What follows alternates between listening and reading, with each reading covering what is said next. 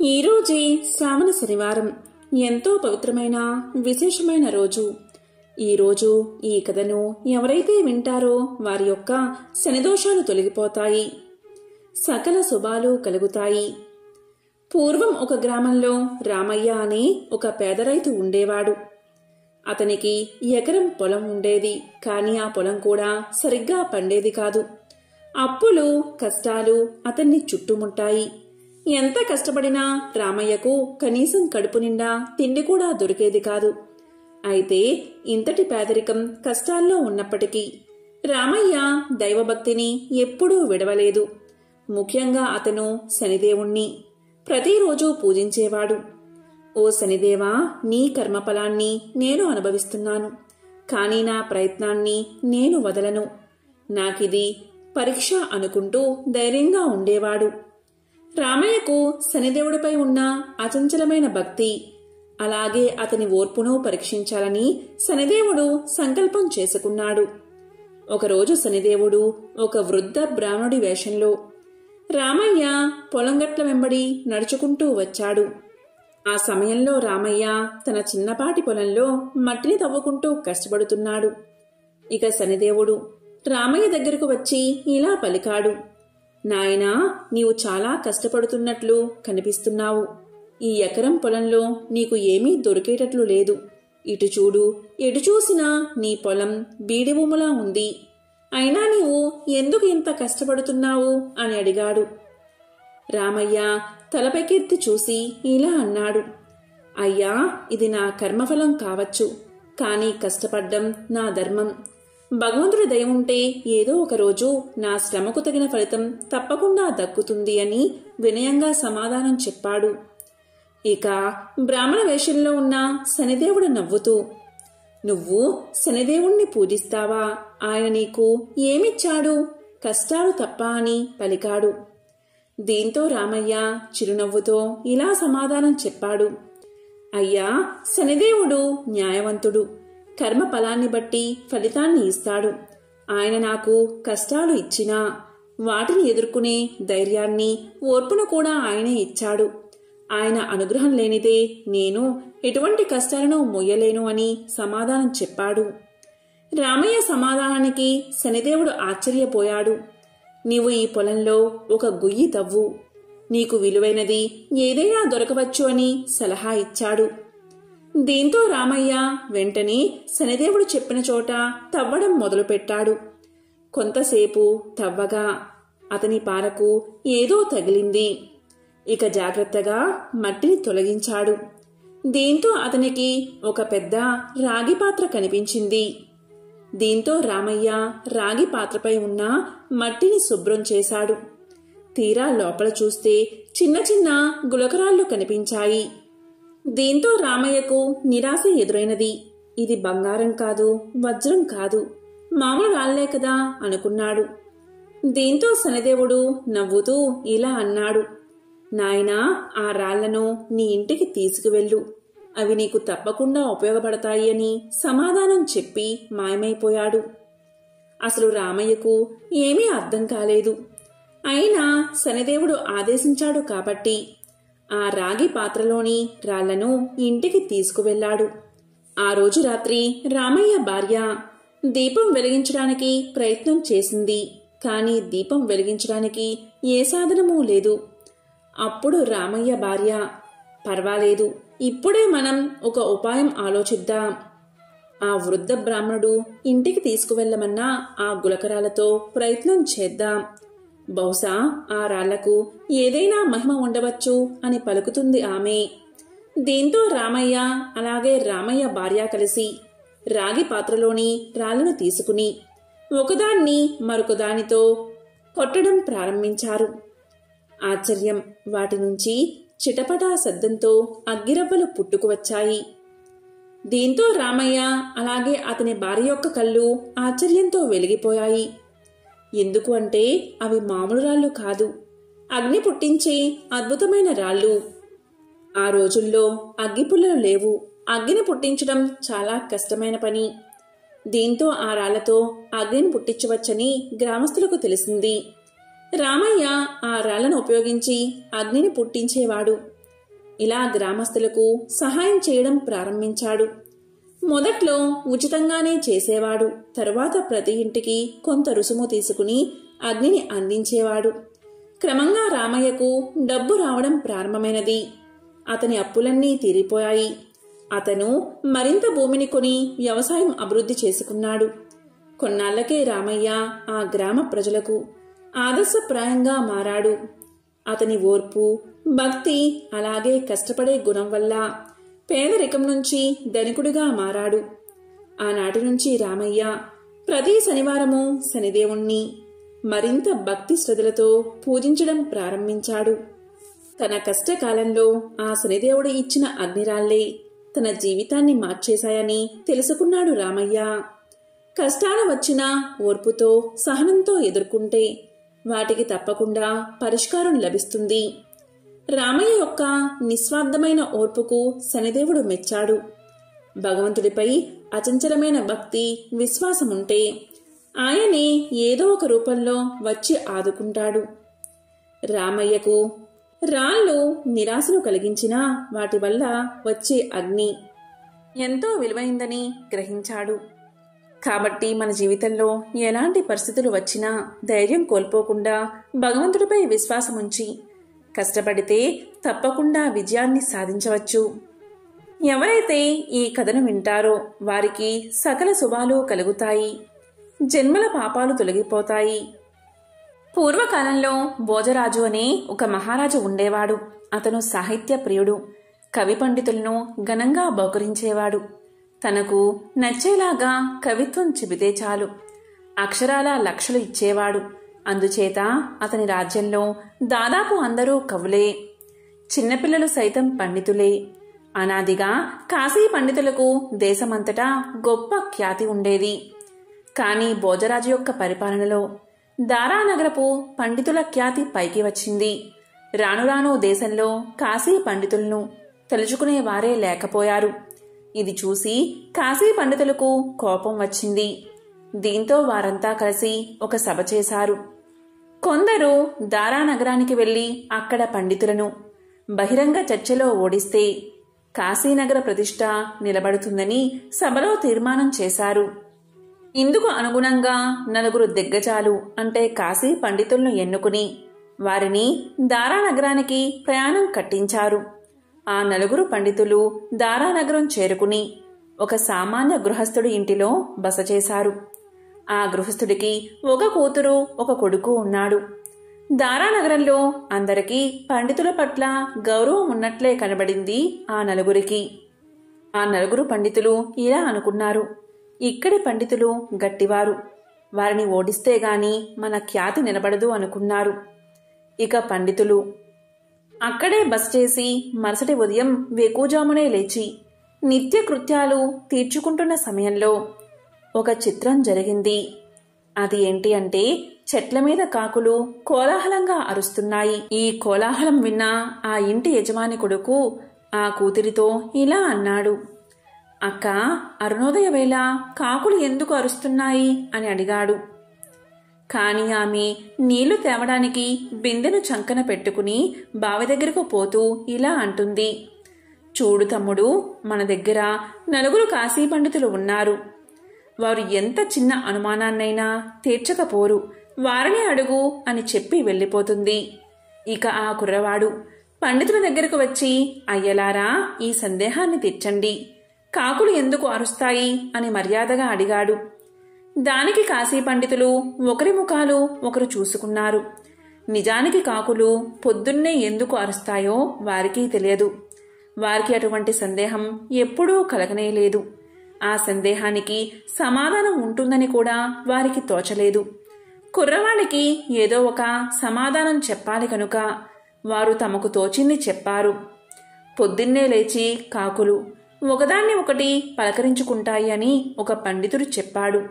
దానికి ఆ కుర్రవాడు, రోజూ పలకరించుకుంటూనే ఉంటాయి కదా, ఉదయాన్నే ఎందుకు అలా అరుస్తాయి అని అడిగాడు. దానికి మరొక పండితుడు ఇలా అన్నాడు: కాసేపటికి రాత్రి అయిపోతుంది కదా, మనం ఆహారం తినాలి అని ఒకరినొకడు మాట్లాడుకుంటున్నాయి అని సమాధానం చెప్పాడు. దానికి ఆ కుర్రవాడు, రోజు మొత్తం ఎందుకు అలా అరుస్తాయి అని అడిగాడు. మిగతా పండితులు ఏదో ఒక సమాధానం చెప్పారు. కానీ కుర్రవాడికి ఆ సమాధానంతో సంతృప్తి కలగలేదు. ఇంతలో నీళ్ల కోసం వెళ్ళిన ఆ కుర్రవాడి అక్క తిరిగి ఇంటికి వచ్చింది. తెల్లవారేటప్పుడు కాకులన్నీ ఎందుకు అలా గోలగా అరుస్తాయి అని కుర్రవాడు మళ్ళీ అడిగాడు. దానికి వాళ్ళ అక్క ఇలా సమాధానం చెప్పింది. కాశీ పండితులను అడగమని చెప్పాను కదా, అడగకపోయావా అని పలికింది. దానికి ఆ కుర్రవాడు, అక్క వారికి సరిగ్గా తెలిసినట్లు లేదు అని సమాధానం చెప్పగా అక్క ఇలా పలికింది. తమ్ముడు, నేను చెప్పేది విను. సూర్య భగవానుడు చీకటిని నిర్మూలిస్తూ రావడం చూసి నల్లగా ఉన్న తమను కూడా చీకటిగా భావించి నిర్మూలించి పోతాడేమో అని కాకులు మేము చీకటి కాము, కాకులము కావు కావుమని సూర్యభగవానుణ్ణి హెచ్చరిస్తున్నాయి అంటూ అక్క సమాధానం చెప్పి లోపలికి వెళ్ళిపోయింది. తన సందేహం తీరినందుకు కుర్రవాడు పరమ ఆనందంతో గంతులు వేయసాగాడు. ఇదంతా వింటున్న కాశీ పండితులు ఒకరి ముఖాలు ఒకరు చూసుకున్నారు. ఇంకా పెళ్లి అయినా కాని సామాన్య గృహస్థుడి కూతురికే ఇంత ప్రజ్ఞ ఉంటే ఇక ఈ దేశపు పండితుల ముందు మనం ఎంతవారము అని అనుకుని ఒకరి మొహాలు ఒకరు చూసుకుని కాశీ నగరానికి ప్రయాణమై వెళ్ళిపోయారు. ఈ అద్భుతమైన కథను ఎవరైతే వింటారో వారికి సకల శుభాలు కలుగుతాయి, శనిబాధలు శనిదోషాలు తొలగిపోతాయి, శ్రీ వెంకటేశ్వరుడి యొక్క సంపూర్ణ అనుగ్రహం కలుగుతుంది. శ్రీమన్నారాయణుడు ఆదిశేషుడిపై విశ్రమించి ఉండగా జగన్మాత శ్రీ మహాలక్ష్మి స్వామివారి పాదాలు ఒత్తుతూ ఉన్నది. ఆ దంపతుల అన్యోన్యత లోకానికి ఆదర్శం. ఈ సృష్టిలోని అందమంతా ఆ శ్రీ మహాలక్ష్మి తల్లిందే కలదు. శేషుడిపై కూర్చుని భర్తకు సపరిచర్యలు చేస్తున్న ఆ ముద్ద మనోహర రూపిణి ఎంతో దివ్యంగా ఉంది. సృష్టి మొత్తాన్ని తనలో నింపుకుని ఆ సృష్టినంతటినీ పోషిస్తూ వారందరి హృదయాల్లోనూ చిరునవ్వుతో ఉండే ఆ పరబ్రహ్మమూర్తి శ్రీమన్నారాయణుడు తన ముద్దుల పట్టమనిషి వంక చిరునవ్వుతో చూస్తూ ఏవో కబుర్లు చెప్తున్నాడు. ఏమి విశేషం చెప్తున్నాడో కాని ఆ తల్లి పెనిమిటి వంక ఆశ్చర్యంగా చూస్తుంది. ఇంతలోనే మళ్ళీ ఏదో వేలాకులం చేస్తున్నట్లు ఉన్నాడు. ఆ జగన్మాత సిగ్గుతో ముడుచుకుంది. ఆ తల్లి సిగ్గుపడితే ఆ ప్రకృతిలోని పుష్పాలన్నీ ముడుచుకున్నట్లు ప్రకృతి మొత్తానికి ఒక వింత శోభ చేకూరింది. ఇంతలో అక్కడికి నారదులవారు వచ్చారు. సర్వకాల సర్వావస్థలయందు తన నామస్మరణమే చేసే నారదులవారు అంటే స్వామికి ఎంతో అభిమానం, ఎంతో ప్రేమ. నారదుడు రాగానే స్వామివారు ఏం నారదా, ఏమిటి విశేషం అని నవ్వుతూ నారదుణ్ణి పలకరించారు. అప్పుడు నారదులవారు, ఓ పరందామా, నీకివే నా నమస్కారాలు. నీకు తెలియని విశేషాలేముంటాయి స్వామి? ఈ సకల చరాచర సృష్టిని నీ కనుసన్నలయందే నడుస్తుంది కదా. సకల జీవకోటి స్వరూపమే కదా నీవు. నీకు తెలియంది నాకు తెలిసింది ఏముంటుంది స్వామి? నీ దయవల్ల అన్ని లోకాల వారు ఎంతో సుఖంగా ఉన్నారు. ఒక్క భూలోకంలో మాత్రం పాపం ఎక్కువై జనులు పుణ్యకార్యాలు చేపట్టడం మర్చిపోతున్నారు, ధర్మాధర్మ విచక్షణ కోల్పోతున్నారు అన్నాడు నారదుడు. ఇది వింటున్న శ్రీమన్నారాయణల వారు కనులు మూసుకుని చిరునవ్వు నవ్వారు. ఆ నవ్వుకు అర్థమేమిటో నారదుల వారికి అంతు పట్టలేదు.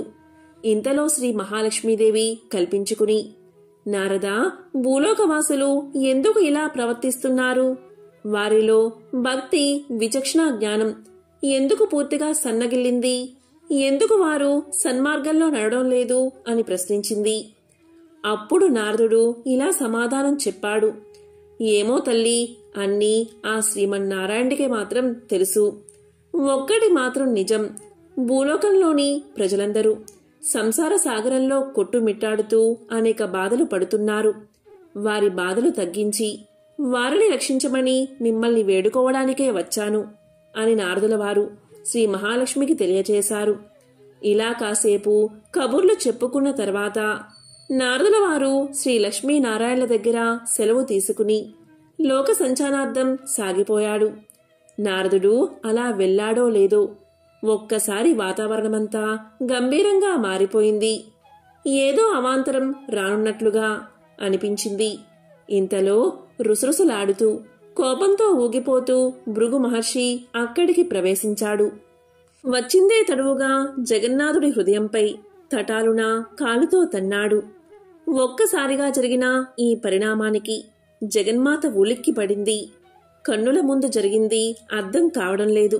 శ్రీమన్నారాయణుడు మాత్రం జరిగిన దానికి ఏమాత్రం ఆలోచించకుండా భృగుమహర్షి యొక్క పాదాన్ని చేతితో తీసుకుని చిరునవ్వుతో ఇలా పలికాడు. స్వామి, నా హృదయాన్ని తాకిన మీ పాదం ఎంత నొచ్చుకుందో చూడండి, ఎంత కమిలిపోయిందో గమనించండి అంటూ నెమ్మదిగా ఆ మహర్షి కాలు పట్టుకుని అహంకారాన్ని అణిగేలాగా చేశాడు. అంతే, మహర్షి తామసం పూర్తిగా తగ్గిపోయింది. వెంటనే భృగుమహర్షి ఇలా పలికాడు. స్వామి జగన్నాయక, త్రిమూర్తులలో ఉత్తముడువు నీవే. భూలోకంలో యజ్ఞం చేస్తూ యజ్ఞఫలం ఎవరికి ఇవ్వాలా అని నిశ్చయించుకోవడానికి నేను బ్రహ్మ రుద్రుల వద్దకు వెళ్ళగా వారిద్దరూ అహంకారులని, యజ్ఞఫలానికి అర్హులు కారని అనిపించింది.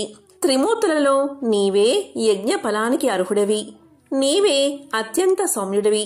ఓ శ్రీమన్నారాయణ, మేము చేస్తున్న ఈ అగ్ని ఫలానికి ఈ విశ్వంలో నీవు తప్ప మరొకరు అర్హులు కారు అని అన్నాడు భృగువు. ఇదంతా గమనిస్తున్న శ్రీ మహాలక్ష్మీదేవికి ఎంతో కోపం వచ్చింది. నా నివాస స్థలమైన వక్షస్థలమందు తన్నడమా, ఎంతటి అవమానం, ఎంతటి ఘోరం! ఇంతటి ఘోరం చేసిన ఆ మహర్షిని స్వామి ఏమీ నిందించకపోవడం పట్టుకుని ఊరడించడమా? ఇంతటి అవమానాన్ని నేను భరించలేను అని ఎంతో బాధపడి తక్షణమే వైకుంఠాన్ని వదిలి వెళ్ళిపోయింది. మహాలక్ష్మి లేని వైకుంఠం కళావిహీనం అయిపోయింది. తనపై అలిగి లక్ష్మి భూలోకానికి వెళ్ళిపోవడంతో శ్రీమన్నారాయణుడు ఎంతో బాధపడ్డాడు. లక్ష్మి కోసం భూలోకానికి వెళ్ళి కొండలు గుట్టలు వెతుకుతూ వెంకటాద్రికి చేరుకున్నాడు. ఇక తిరిగి తిరిగి ఓపిక నశించి ఒకచోట చేరి మహాలక్ష్మి కోసం తపస్సులోకి వెళ్ళిపోయాడు శ్రీమన్నారాయణుడు. అలా కొన్ని సంవత్సరాలు ఘోర తపస్సు చేశాడు. ఇక స్వామి చుట్టూ పెద్ద పెద్ద పుట్టలు వచ్చాయి. కాని స్వామి తన తపస్సును మాత్రం మానలేదు. లక్ష్మీనారాయణుడు వైకుంఠాన్ని విడిపోవడంతో వైకుంఠవాసులంతా కూడా ఎంతో బాధపడ్డారు. ఇక దేవతలంతా జరిగింది తెలుసుకుని ఎంతో చింతించారు. ఇక బ్రహ్మదేవుడు మహేశ్వరుడి వద్దకు వెళ్లి ఇలా అన్నాడు. ఓ పరమేశ్వర, అదిగో భూలోకం వైపు చూడండి. తిండి తిప్పలు మాని శ్రీ మహాలక్ష్మి కోసం విష్ణువు ఎలా తపస్సు చేస్తూ ఉన్నాడో చూడండి అన్నాడు బ్రహ్మ. ఓ పరమేశ్వర, మనిద్దరం తక్షణమే భూలోకానికి వెళ్ళి ఆ స్వామి యొక్క ఆలనా పాలనా చూడాలి అని అనగానే రుద్రుడు కూడా ఇందుకు ఒప్పుకుని బ్రహ్మ రుద్రులు ఇద్దరూ కలిసి భూలోకానికి మారు వేషంలో చేరారు. ఆ రోజుల్లో వెంకటాద్రి ప్రదేశాన్ని ఒక చోళ మహారాజు పరిపాలిస్తూ ఉండేవాడు. ఒకనాడు లక్ష్మీదేవి గోపాలిక రూపాన్ని, బ్రహ్మ ఆవు రూపాన్ని, ఇంద్రుడు లేగదూడ రూపాన్ని ధరించి ఆ రాజు ఆస్థానానికి వెళ్లారు. గోపాలిక రూపంలో ఉన్న మహాలక్ష్మి చోళరాజుతో ఈ ఆవు ఎంతో ఎక్కువ పాలు ఇస్తుందని, ఇది ఉన్న చోట సర్వసంపదలు కలుగుతాయని చెప్పింది.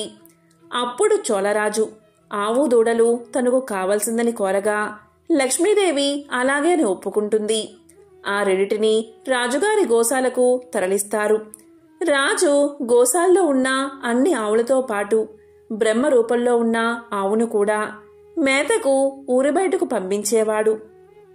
ఆవు మేతకని వెళ్లి శ్రీనివాసుడు ఉన్న పుట్ట దగ్గరకు చేరుకుని పుట్ట దగ్గర నుంచుని పొదుగు నుంచి పాలు స్రవించేది. ఆ పాలు తాగే శ్రీనివాసుడు తన ఆకలి తీర్చుకునేవాడు. అటు తర్వాత తిరిగి తన మందలో కలిసిపోయి సాయంత్రానికి గోశాలను చేరుకునేది. ఆవు ఇలా కొన్ని రోజులు జరిగిన తర్వాత గోపాలకులు ఆ ఆవు దూడలు చిక్కిపోవడం గమనించారు. అంతేకాదు, సాయంకాలం గోశాలలో పాలు పితికే సమయంలో ఆ ఆవు దగ్గర ఏమాత్రం పాలు ఉండేవి కాదు. రోజు తర్వాత రోజు ఇలా ఎందుకు జరుగుతుందో అర్థం కాక గోపాలుడు మరుసటి నాడు ఎలాగైనా ఈ ఆవు రోజంతా ఎక్కడ తిరుగుతుందో గమనించాలని నిశ్చయించుకున్నాడు. మరునాడు గోపాలుడు దూరం నుంచి గమనిస్తూ ఉండగా బ్రహ్మ రూపంలోని ఆ ఆవు మంద నుంచి వేరుపడ్డం, పుట్టవద్ద పాలు స్రవింపచేయడం గమనించాడు గోపాలుడు. ఓహో, ఇదా జరుగుతుంది రోజు అని అనుకుని గోపాలుడు ఎంతో కోపావేశంతో సరిగ్గా ఆ పుట్ట దగ్గరకు పరిగెత్తుకుని వెళ్లి చేతిలోని గొడ్డలితో ఆవును చంపబోయాడు. ఇక ఆవు రూపంలో ఉన్న బ్రహ్మదేవుడికి అపకారం జరుగుతుందని గమనించిన శ్రీమన్నారాయణుడు ఒక్కసారిగా పుట్ట నుంచి పైకి లేచాడు. అంతే, ఆ గోపాలుడి చేతిలోని గొడ్డలి శ్రీనివాసుడికి తగిలి నుదుట గాయమై విపరీతంగా రక్తం కారసాగింది. ఒక్కసారిగా జరిగిన ఈ పరిణామానికి గోపాలుడు ప్రాణాలు విడిచాడు. ఈ విషయం తెలుసుకున్న చోళరాజు పుట్ట వద్దకు చేరుకున్నాడు. జరిగిన దానికి రాజే కారణమని శ్రీనివాసుడు చోళరాజును పిశాచంగా మారతావని శపించాడు. వెంటనే చోళరాజు శ్రీనివాసుణ్ణి సాక్షాత్తు శ్రీమన్నారాయణుడిగా గ్రహించి తన తప్పు క్షమించమని ఎంతో ప్రాధేయపడ్డాడు. అందుకు జాలిపడి శ్రీనివాసుడు శాప విమోచన మార్గం అనుగ్రహించాడు. ఇక దేవగురువైన బృహస్పతిని పిలిచి తన గాయాలకు మూలికా చికిత్స చేయించుకున్నాడు శ్రీనివాసుడు. ద్వాపర యుగంలోని యశోద వకులమాతగా జన్మించి ఆ సమీపంలోనే ఆశ్రమాన్ని నిర్మించుకుని నివసిస్తూ ఉంది. ఇక నారదుల వారి ద్వారా శ్రీమన్నారాయణుడు భూలోకానికి రావడం, తన ఆశ్రమానికి సమీపంలోనే ఉండడం తెలుసుకుని వకులమాత స్వామిని కలుస్తుంది. నాయనా, నీవు వచ్చి నా ఆశ్రమంలో ఉండు. ఇక నుంచి నీ పేరు శ్రీనివాసుడు అంది ఆమె. శ్రీనివాసుడు అందుకు సంతోషించి ఆమెతో పాటు వెళ్లి ఆశ్రమంలోనే నివసించసాగాడు. ఆ రాజ్యాన్ని పరిపాలిస్తున్న ఆకాశరాజు ధరణీదేవి దంపతులకు వివాహమైన ఎన్ని సంవత్సరాలకు సంతానం కలగలేదు. వారిద్దరూ ఎన్నో వ్రతాలు చేశారు, అనేక పుణ్యతీర్థాలను దర్శించారు. అయినా ఫలితం లేకపోయింది. చివరికి ఆస్థాన జ్యోతిష్యుల సలహా ప్రకారం ఆకాశరాజు పుత్రకామేష్టి యజ్ఞాన్ని తలపెట్టాడు. ఒక సుముహూర్తం నిశ్చయించుకుని బ్రాహ్మణులకు యజ్ఞానికి కావలసిన సామాగ్రి మొత్తం సమకూర్చాడు ఆకాశరాజు. ఇక యజ్ఞస్థలాన్ని పరిశుభ్రం చేసే పనిలో భాగంగా ముందుగా తానే స్వయంగా నాగలితో భూమిని దున్నడానికి ఉపక్రమించాడు. కొద్ది దూరం దున్నగాని ఒక్కసారిగా నాగలికి ఏదో ఒక వస్తువు తగిలిన శబ్దమైనది. ఏమి ఉంటుందా అని ఆశ్చర్యంతో తవ్వి చూడగా ఒక సువర్ణ ఖచ్చితమైన పెట్టె కనబడింది. ఇక ఆకాశరాజు వెంటనే భార్య ధరణీదేవిని పిలిచి ఆ పెట్టె తెరిచి చూశాడు. అయితే ఆ దంపతులకు ఎంతో ఆశ్చర్యం కలిగింది. ఆ పెట్టెలో సహస్ర పద్మాల మధ్య దివ్య తేజస్సుతో మెరిసిపోతూ ఒక పసిపాప కనిపించింది. అంతలో ఆకాశవాణి ఇలా పలికింది: ఓ రాజా, ఈ పసిపాపను సామాన్య బాలికగా భావించవద్దు. ఈమె సాక్షాత్తు లక్ష్మీదేవి అంశతో జన్మించింది. ఈమె వల్ల మీ దంపతుల జన్మ ధన్యమైనది. కాబట్టి ఈ బాలికను నీ కుమార్తెగా స్వీకరించు.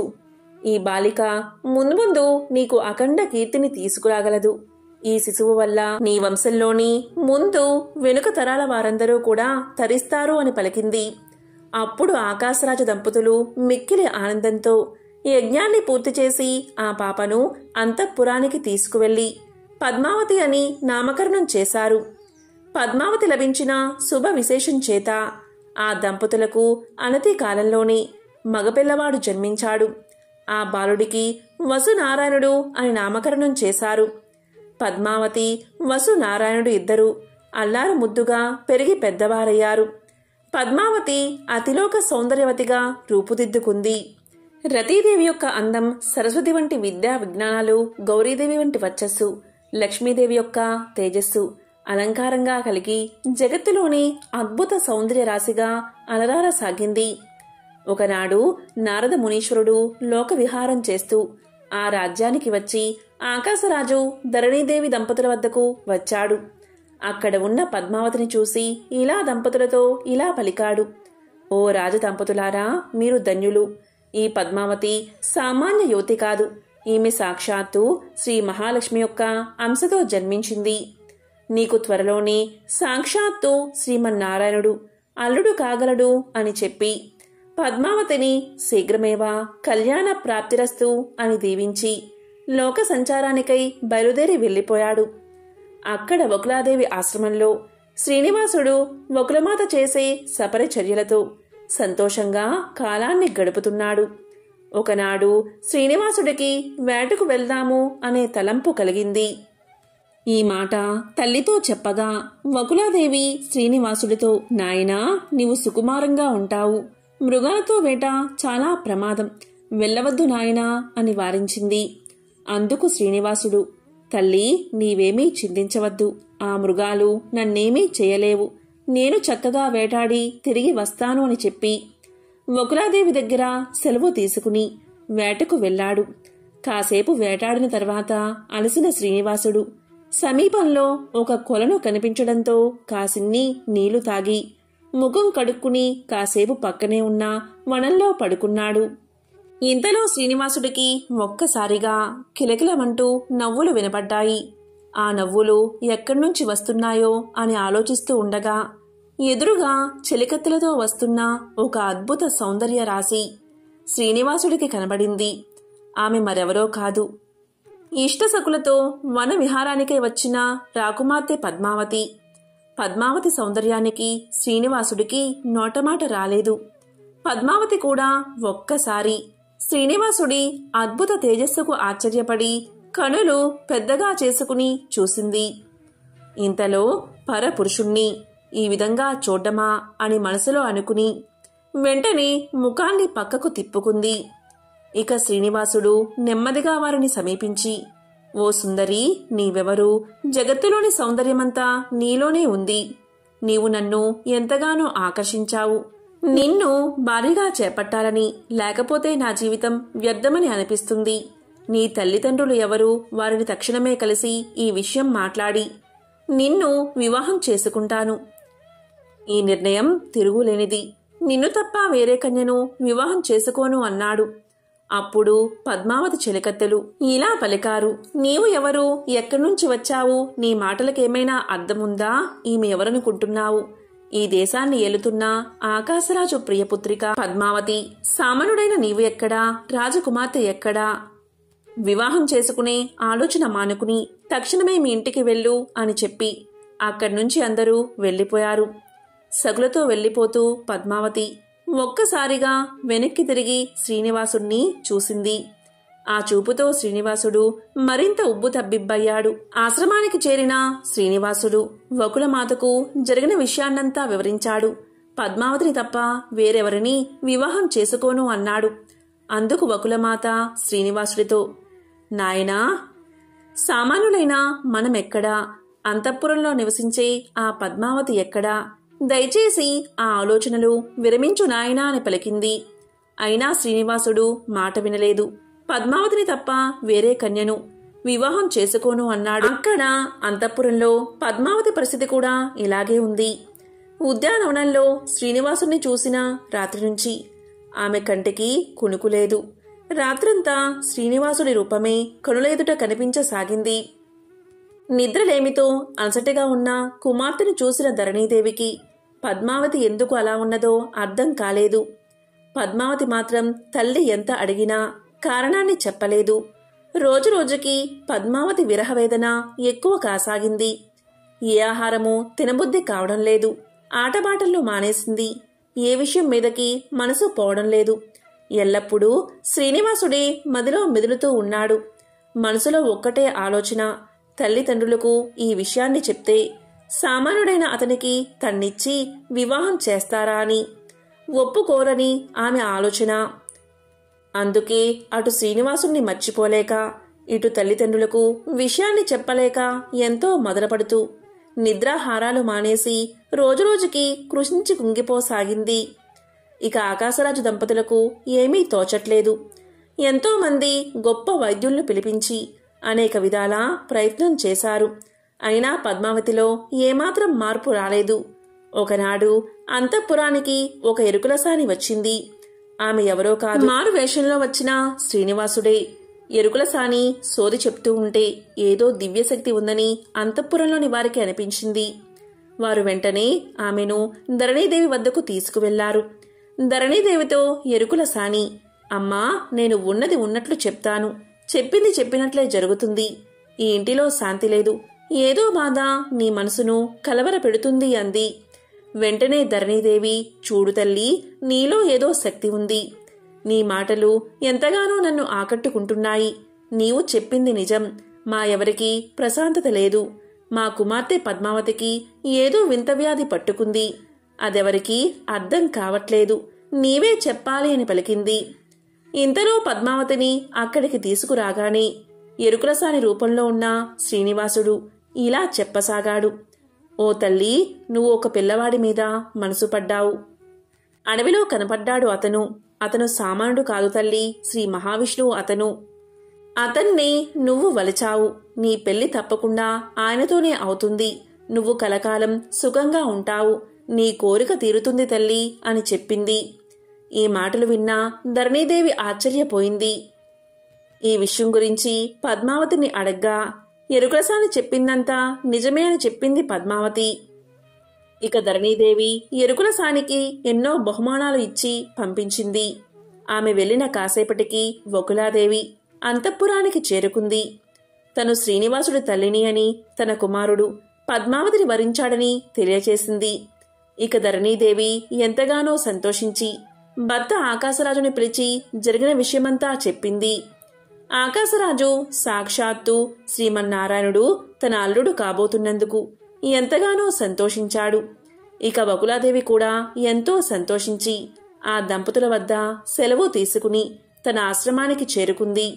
ఇక ఆకాశరాజు ధరణీదేవి దంపతుల ఆనందానికి అవధుల్లేవు. ఈ ప్రపంచంలో అందరికీ ఇంతటి భాగ్యం లభించదు. ఎన్ని కోట్ల జన్మల పుణ్యఫలమో కదా సాక్షాత్తు శ్రీమన్నారాయణుడే అల్లుడిగా పొందగలిగే భాగ్యం ఎంతమందికి కలుగుతుంది. మా జన్మ ధన్యమైంది. ఓ శ్రీమన్నారాయణ, ఇంతటి భాగ్యం అనుగ్రహించిన నీకు ఇదే మా నమస్కారం. ఓ శ్రీ మహాలక్ష్మి, ఈ ప్రపంచంలోని సర్వ ఐశ్వర్యాలకు నిలయమైన నిన్ను కుమార్తెగా పొందిన మేము ఎంతటి అదృష్టవంతులం తల్లి అని ఎంతో సంతోషపడ్డారు. ఇక ఆకాశరాజు దంపతులు వారి గురువైన సుఖ మహర్షికి కబురు పంపగా ఆ మహర్షి వెంటనే రాజప్రసాదానికి విచ్చేశాడు. మహర్షికి సకల మర్యాదలు చేసి జరిగిన విషయాన్నంతా వివరించారు ఆ రాజదంపతులు. అప్పుడు మహర్షి ఆ దంపతులతో ఇలా అన్నాడు. ఓ రాజదంపతులారా, దివ్య దృష్టితో నాకు తెలిసింది చెప్తున్నాను. సాక్షాత్తు లక్ష్మీనారాయణను కుమార్తె అల్లులుగా పొందిన మీ భాగ్యం ఎంతని వర్ణించగలను. ఎన్నో కోట్ల సంవత్సరాలు తపస్సు చేతగాని ఆ స్వామి దర్శనమే సాధ్యపడదే. అటువంటిది మీరు ఆ జగత్ కళ్యాణ చక్రవర్తినే అల్లుడిగా పొందుతున్నారు. ఆహా, ఎంతటి అదృష్టవంతులు! ఈ పుణ్యం చేత ఈ దేశంలోని ప్రజలంతా ఆ జగన్నాథుడు జగన్మాతల కళ్యాణం దర్శించే భాగ్యం పొందబోతున్నారు. మీ దేశంలోని ప్రజలందరూ ఎంతో అదృష్టవంతులు అని చెప్పాడు మహర్షి. ఇక ఆకాశరాజు దేవగురువైన బృహస్పతిని మనసులో ప్రార్థించగా ఆ మహర్షి వెంటనే ప్రత్యక్షమయ్యాడు. అప్పుడు బృహస్పతి మహర్షులు ఇద్దరూ ప్రశ్నలు వేసుకుని శ్రీ లక్ష్మీనారాయణల వివాహం గురించి తెలుసుకుని ఎంతో సంతోషించారు. అప్పుడు ఆకాశరాజు బృహస్పతితో, ఓ మహర్షి, మీ రాక మాకెంతో సంతోషదాయకం. నన్ను అనుగ్రహించి శ్రీ పద్మావతి శ్రీనివాసుల వివాహ పత్రిక తమరు రాయవలసింది అని వేడుకున్నాడు. అప్పుడు బృహస్పతుల వారు ఆకాశరాజుతో, ఓ రాజా, సాక్షాత్తు శ్రీమన్నారాయణుడు నీకు అల్లుడుగా దొరకడం నీ పూర్వజన్మ ఫలం. నీ పుణ్యఫలం చేత సమస్త మానవకోటికి, గరుడ గంధర్వ కిన్నెర సాధులకు శ్రీ లక్ష్మీ శ్రీనివాస కళ్యాణం వీక్షించే భాగ్యం కలుగుతుంది. సమస్త లోకవాసులు ఈ కళ్యాణ విశేషముల్నే తలుచుకుంటున్నారు. వారందరి ఆనందం వర్ణనాతీతం. వివాహం ఎప్పుడెప్పుడా అని ఎంతో ఆతృతతో ఎదురు చూస్తూ ఉన్నారు. జగన్నాథుడి కళ్యాణానికి ఏ విధంగా అలంకరించుకోవాలా అని ఇప్పుడే ఆలోచించడం మొదలుపెట్టారు. ఆ జగత్మూర్తుల కళ్యాణ పత్రిక రాసే అదృష్టం నాకు కలగడం నా భాగ్యం. ఇదంతా లక్ష్మీనారాయణ అనుగ్రహం తప్ప మరొకటి కాదు అని తలచి లగ్న పత్రిక రాయడానికి ఉపక్రమించాడు బృహస్పతి. శ్రీ లక్ష్మీనారాయణలు ఒక్కసారి మనసులో ప్రార్థించి ఇలా మొదలుపెట్టాడు. ఓ శేషాచల వాసుడైన శ్రీనివాస, ఆకాశరాజు అనబడే నేను మా కుమార్తె పద్మావతిని తమకిచ్చి వివాహం జరిపించడానికి ఎంతో సంతోషంగా నిశ్చయించుకున్నాను. అందుకు ఈ వైశాఖ శుద్ధ దశమి శుక్రవారం దివ్య ముహూర్తంగా పెద్దలు నిశ్చయించారు. కాబట్టి తాము బంధుమిత్ర సపరివార సమేతంగా వచ్చి కన్యాదానం స్వీకరించి మమ్మల్ని కృతార్థులను చేయవలసింది అని రాశాడు. లగ్న పత్రికను బృహస్పతుల వారు అక్కడ ఉన్న వారందరికీ చదివి వినిపించారు. లగ్నపత్రిక రాయడం పూర్తి కాగానే ప్రకృతి పులకించింది. అప్పుడు ఆకాశరాజు తన గురువైన సుఖ మహర్షికి ఈ లగ్న పత్రికను ఇచ్చి శేషాచలం వెళ్లి శ్రీనివాసుడికి అందజేయవలసిందిగా ప్రార్థించాడు. అప్పుడు ఆ సుఖమహర్షి, ఓ రాజా, ఇంతకు మించిన అదృష్టం ఏమున్నది? తప్పక ఆ శ్రీనివాసుణ్ణి దర్శించి ఈ లగ్నపత్రిక వారికి అందజేస్తాను అని లగ్నపత్రికను తీసుకుని తక్షణమే శేషాచలానికి బయలుదేరి వెళ్లాడు. వకులాదేవి ఆశ్రమానికి చేరుకుని సుఖమహర్షి కాసేపు పడుకుని లగ్నపత్రికను శ్రీనివాసుడికి అందించాడు. లగ్నపత్రికలోని విశేషాలన్నీ చదివి ఎంతో ఆనందించి తన ప్రత్యుత్తరాన్ని ఈ విధంగా రాసి సుకుడికి అందించాడు శ్రీనివాసుడు. ఓ మహారాజా, నీవు రాసిన లేఖను అందుకున్నాను. నీ కుమార్తె పద్మావతిని నా భార్యగా స్వీకరించడం నాకెంతో సంతోషదాయకం. నేను బంధుమిత్రులతో కూడివచ్చి నీ కుమార్తె పద్మావతిని తప్పక స్వీకరిస్తాను అని మనవి చేసుకుంటున్నాను అని లేఖ రాశాడు శ్రీనివాసుడు. శ్రీనివాసుడి దగ్గర సెలవు తీసుకుని సుఖమహర్షి ఆకాశరాజును చేరుకున్నాడు. పద్మావతి కళ్యాణం నిశ్చయమైంది. వివాహ సమయం రానే వచ్చింది. ఆ రోజు వైశాఖ శుద్ధ దశమి. సూర్య భగవానుడు ఉదయాన్నే ఎంతో ఆనందంగా ఉన్నాడు. ఆ రోజే పద్మావతి శ్రీనివాసుల కళ్యాణం. ప్రకృతి అంతా పులకలించిపోతుంది. సరస్సులోని కమలాలు ఎంతో ముచ్చటిగా విచ్చుకున్నాయి. పక్షుల కలకల రావాలు చెవులకు ఇంపుగా వినిపిస్తున్నాయి. అంతా హడావిడిగా ఉన్నది.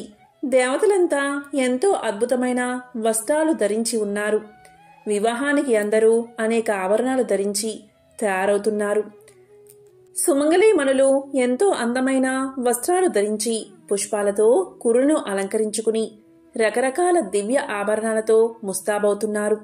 ఇక ఆకాశరాజు, ధరణి దంపతులు వరపూజకు కావలసిన వస్తువులన్నీ కూడా సిద్ధం చేసుకుని నూతన వస్త్రాభరణాలు, రంగురంగుల పూల హారాలు, తాంబూలాలు, ఎన్నో దివ్య కానుకలను తీసుకుని శ్రీనివాసుడి విడిది గృహానికి బయలుదేరారు. వారితో పాటే సుఖమహర్షి, బృహస్పతులు కూడా బయలుదేరారు. ఇక ఆకాశరాజు వెనుక సమస్త బంధుజనం వచ్చింది. వారందరూ కలిసి మేళ తాళాలతో శ్రీనివాసుడి విడిది గృహానికి చేరుకున్నారు.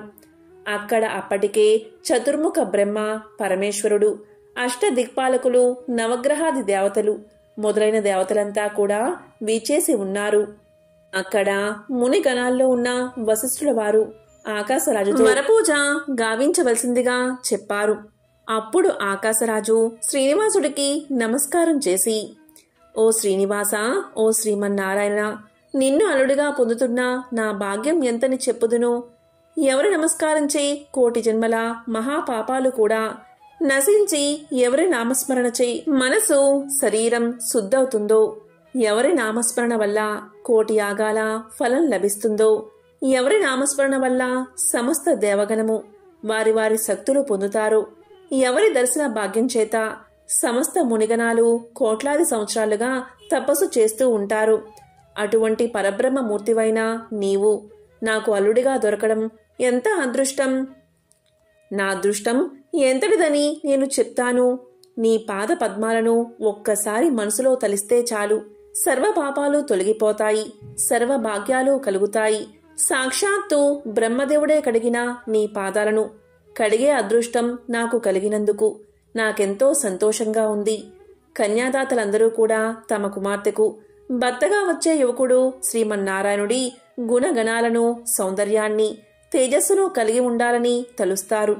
అటువంటిది సాక్షాత్తు నీవే నాకు అల్లుడిగా దొరకడంతో ఏ కన్యాదాతకు కలగని అదృష్టం నాకు దక్కింది అని ఆనంద బాష్పాలు కనుల వెంట రాగా శ్రీనివాసుడి పాద పద్మాలు కడిగి చందన, కుంకుమ, పుష్ప అక్షింతలతో పూజించాడు. సుమంగళీమణులు మంగళహారతి పాటలు పాడుతూ శ్రీనివాసుడికి హారతి పట్టారు. ఈ వేడుక అంతా చూస్తున్న వారందరి ఆనందం చెప్పడానికి వీలు కానిది. ఇక పెళ్లి కుమార్తె తన మందిరంలో ఎలా ఉందో చూద్దాం. సాక్షాత్తు సరస్వతీదేవి, గౌరీదేవి పద్మావతిని అలంకరిస్తున్నారు. అద్భుతమైన బంగారు రంగు పట్టుచీర కట్టి బంగారు కుచ్చులతో మల్లె మొగ్గలు జడలు వేసి పాపిట బొట్టు చెంపన ముత్యాల సరాలతో అలంకరించారు. సరస్వతీదేవి కాళ్లకు పారాని రాయగా గౌరీదేవి పద్మావతికి బుగ్గన చుక్క పెట్టింది.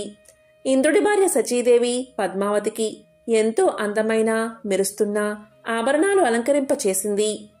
అప్సరసలు వచ్చి పద్మావతి చేతులకు కాళ్లకు గోరింటాకు పెట్టారు.